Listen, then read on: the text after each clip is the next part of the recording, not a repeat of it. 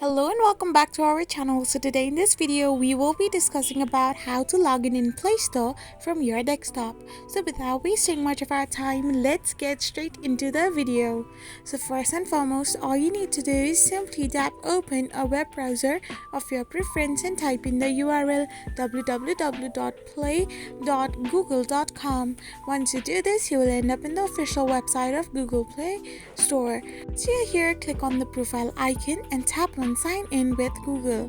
After you do this, select the account to get logged in your Google Play Store, then type in your password of your account as well. After doing this, you need to now verify your account by two-step verification, and after this process is also completed, all you need to do now is simply tap on the not now button or the continue button to move forward.